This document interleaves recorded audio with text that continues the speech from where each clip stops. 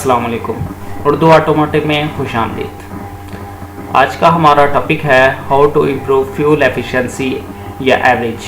Fuel की जो average है गाड़ियों में, मोटरसाइकिलों में, तो इसको हम बेहतर कैसे बनाया जा सके, क्योंकि फ्यूल रोज़ बरोज़ महंगा हो रहा है और गाड़ी बहुत ज़्यादा फ्यूल हमारा खा रही है, तो ख़र्चा बहुत ज़्यादा हो जाता है। तो उससे बचने के लिए कि हम कौन कौन से काम करें जिसकी वजह से हमारी फ्यूल की एफिशिएंसी बढ़ जाए।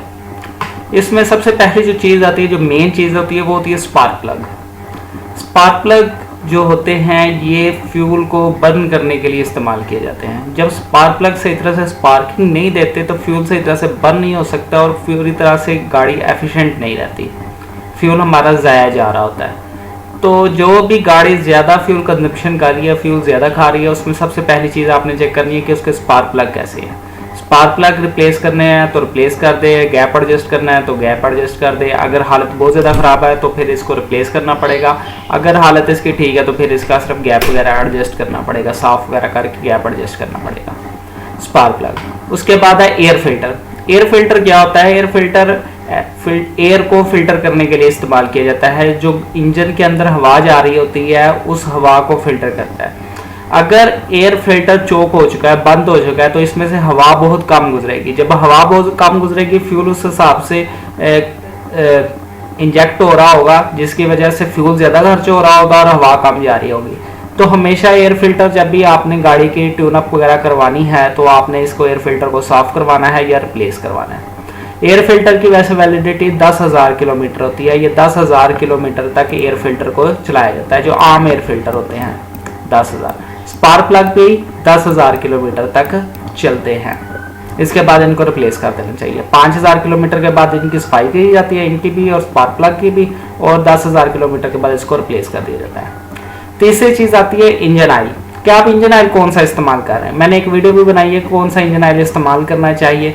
तो जो गाड़ी के लिए स्पेसिफिक इंजन ऑयल है वही इस्तेमाल करना चाहिए, जो रिकमेंडेड इंजन ऑयल है वही इस्तेमाल करना चाहिए। अगर उसके अलावा कोई इस्तेमाल करेंगे तो आपकी गाड़ी ओवर हीट रहेगी, ज़्यादा हीट अप रहेगी और ये फ्रिक्शन को कम नहीं कर रही होगी, जिसकी वजह से फ्रिक्शन ज़्यादा होगी, जिसकी वजह से जो फ्यूल है वो ज़्यादा कंज्यूम हो रहा होगा। तो इंजन ऑयल हमेशा वही इस्तेमाल करना चाहिए जो रिकमेंडेड है। इसके ऊपर मेरी वीडियो भी है, उसका लिंक मैं डिस्क्रिप्शन में दे दूंगा, वहाँ से भी आप इसको देख सकते हैं कि कौन सा फ्यूल कौन सी गाड़ी में इस्तेमाल करना चाहिए, इंजन ऑयल कौन सा इस्तेमाल करना चाहिए। इसके बाद तीसरी जो चीज़ है, इंजन रन ऑन ओवरहीट या ओवरकूल। इंजन चल रहा है आपका ज़्यादा कूल होकर चल रहा है या ज़्यादा ओवरहीट होकर चल रहा है। जब आपकी गाड़ी का इंजन ज़्यादा ओवरहीट होकर या ज़्यादा ओवरकूल होकर चल रहा होगा तो उस वक्त भी गाड़ी का फ्यूल ज़्यादा खा रही होगी। अगर बहुत ज़्यादा सर्दी होगी और आपका फ़ैन भी डायरेक्ट है, गाड़ी का फ़ैन भी डायरेक्ट है, थर्मोस्टेट वाल्व भी मौजूद नहीं है, तो आपकी गाड़ी फ्यूल ज़्यादा खाना शुरू कर देगी। और अगर आपकी गाड़ी का रेडिएटर बंद हो चुका है, फ़ैन नहीं चल रहा, ओवरहीट होकर गाड़ी चल रही है, तब भी गाड़ी आपकी जो है फ्यूल ज़्यादा कंज्यूम कर रही होगी।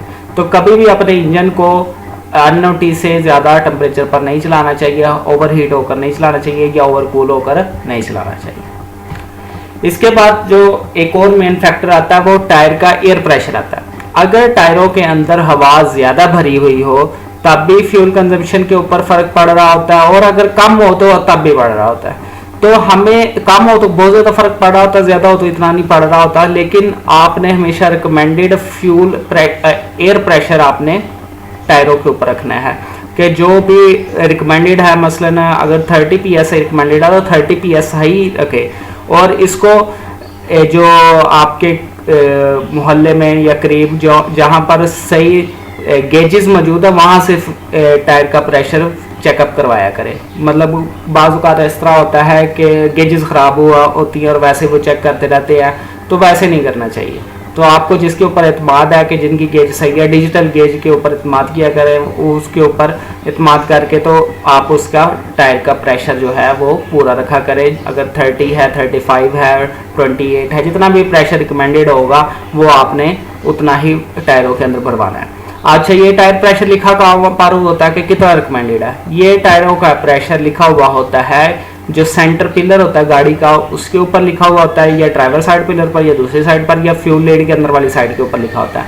अगर आपको कहीं नहीं मिल रहा गाड़ी में तो आप इंटरनेट से भी चेक कर सकते हैं गाड़ी का मॉडल नंबर वगैरह देकर। इसके बाद है अगली जो चीज़ है, do not carry extra load. आप गाड़ी के ऊपर एक्स्ट्रा लोड लेकर ना जाएं। मसलन जितना लोड की आपको ज़रूरत है सिर्फ उतना ही लोड रखें, उससे ज़्यादा लोड ना रखें। जितना ज़्यादा आप लोड ज़्यादा रखेंगे इंजन उतना ज़्यादा जोर लगाएगा, इंजन जितना ज़्यादा जोर लगाएगा उतना ज़्यादा फ्यूल खाएगा। सिंपल सा फार्मूला है कि जितना ज़्यादा इंजन का जोर लग रहा होगा उतना ज़्यादा वो फ्यूल खा रहा होगा। तो एक्स्ट्रा लोड लेकर नहीं चलना चाहिए। आपके डिग्गी में बैटरीज अगर कोई पड़ी हुई हैं या कोई एक्स्ट्रा सामान पड़ा हुआ है जो ऐसे फजूल में फालतू पड़ा हुआ है तो फिर आप उसको हटा दें, उसको गाड़ी के अंदर ना रखें।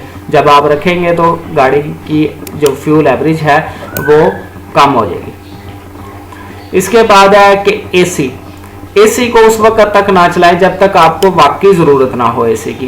बाज़ औक़ात इस तरह होता है कि एसी की इतनी ज़्यादा ज़रूरत नहीं होती, खिड़कियां खोलकर शीशे डाउन करके हम हवा ले सकते होते हैं, गुजारा हो सकता है, लेकिन एसी फिर भी लगाया हुआ होता है। जब आप एसी का ज़्यादा इस्तेमाल करते हैं या बेतहाशा इस्तेमाल करते हैं तो उस वजह से फ्यूल एवरेज जो होती है वो कम होना शुरू हो जाती है। पेट्रोल ज़्यादा खाना शुरू कर देती है, डीजल ज़्यादा खाना शुरू कर देती है गाड़ी। क्यों ऐसा क्यों होता है? क्योंकि इंजन ही गाड़ी के अंदर एसी के कंप्रेसर को चला रहा होता है। एसी का कंप्रेसर जब चलता है तो वो लोड लेता है तो इंजन क्या जोर लगाना शुरू कर देता है। जब इंजन जोर लगाएगा तो क्या होगा कि फ्यूल ज़्यादा गाड़ी खाना शुरू कर देगी। तो ये उस वक्त तक एसी ना चलाएं जब तक ज़रूरत ना हो, जब ज़रूरत पड़ी है तब ही चलाएं, अदरवाइज इसको ना चलाएं। इसके बाद आखिर के ऊपर जो चीज़ आती है वो सबसे इम्पोर्टेंट मैं समझता हूँ कि वो है ड्राइविंग टेक्निक्स, कि ड्राइवर की टेक्निक किस तरह की है, किस तरह वो गाड़ी चलाता है। कुछ ड्राइवर होते हैं जो रश ड्राइविंग करते हैं, कुछ ड्राइवर होते हैं जो स्मूथ ड्राइविंग करते हैं। इसमें जो मैंने पहला पॉइंट लिखा है, drive in the highest gear possible. Highest gear ratio जो हमारी होगी उसके अंदर ही गाड़ी चलाएं। मसलन गाड़ी अगर गियर मांग रही है, चौथा गियर मांग रही है और आप इसको तीसरे गियर के अंदर या दूसरे गियर के अंदर चला रहे हैं तो उस वक्त क्या होगा कि इंजन के ज़्यादा आरपीएम हो रहे होंगे और गाड़ी के कम आरपीएम हो रहे होंगे, तो उस वजह से फ्यूल गाड़ी ज़्यादा खाना शुरू कर देती है। तो जितना भी हाईएस्ट गियर पॉसिबल हो सके, जितना भी पॉसिबल हो सके उसमें गाड़ी को चलाना चाहिए। इसके बाद जो दूसरा पॉइंट है, drive steadily to improve fuel consumption, कि ड्राइव जो है वो स्टेडली चलाएं, एक लय के अंदर चलाएं, एक तरतीब के साथ चलाएं। मसलन आप गाड़ी चला रहे हैं तो ये ना हो कि कभी 100 के ऊपर जा रहे हैं, कभी 60 के ऊपर आ रहे हैं, कभी ब्रेकिंग का ज़्यादा इस्तेमाल कर रहे हैं, तो इस तरह नहीं होना चाहिए।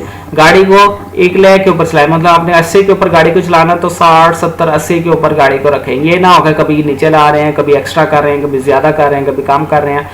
पाँव एक जैसा रखना चाहिए एक्सीलरेटर के ऊपर, ठीक है। तो उससे क्या होता है कि उससे फ्यूल की कंजप्शन को काफ़ी ज़्यादा बेहतर हो जाती है।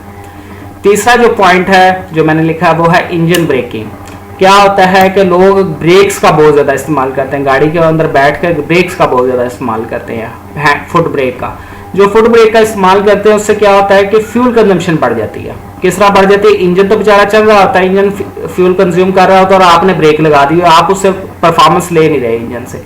तो उसके लिए क्या है कि आप इंजन की ब्रेकिंग इस्तेमाल करें। जब हम पहाड़ी इलाकों में जाते हैं तो वहाँ पर इसका बहुत ज़्यादा किरदार अदा होता है। पहाड़ी इलाकों में क्या होता है कि हम जब गाड़ी नीचे उतार रहे होते हैं, पहाड़ से नीचे उतार रहे होते हैं, तो हम लोअर गियर में उतार रहे होते हैं, ब्रेक के सहारे नहीं उतार रहे होते हैं। अगर ब्रेक के सहारे उतारेंगे तो ब्रेक बहुत ज़्यादा यूज़ होना शुरू हो जाएगी, क्लच बहुत ज़्यादा यूज़ होना शुरू हो जाएगा, तो वो एक्सीडेंट की भी वजह बन सकती है। तो इंजन ब्रेकिंग होता है कि इंजन के जोर के ऊपर गाड़ी को नीचे उतारा जाए, ठीक है। तो जब आपके सामने कोई चीज़ आ गई है तो आप सबसे पहले क्या करते हैं, एक्सीलेटर से पाँव उठा लेते हैं। एक्सीलेटर से पाँव उठाते इंजन जो होता है वो गाड़ी को रोकने की कोशिश कर रहा होता है। लोअर गियर होगा तो इंजन रोकने की कोशिश कर रहा होगा, इसको हम कहते हैं इंजन ब्रेकिंग। मतलब फुट ब्रेक का कम इस्तेमाल किया जाए और इंजन ब्रेकिंग का ज़्यादा इस्तेमाल किया जाए, ये भी फ्यूल के ऊपर काफ़ी ज़्यादा इफेक्ट डाल रही होती है। ये कुछ पॉइंट्स हैं जिसकी वजह से हम गाड़ी के अंदर फ्यूल की एवरेज को बेहतर कर सकते हैं, फ्यूल कंजम्पशन कम से कम कर सकते हैं। अगर मेरी वीडियो आपको पसंद आई है, लाइक करें, शेयर करें, सब्सक्राइब करें, और अगर आपको कोई क्वेश्चन है तो आप कमेंट सेक्शन में मुझसे पूछ सकते हैं। शुक्रिया।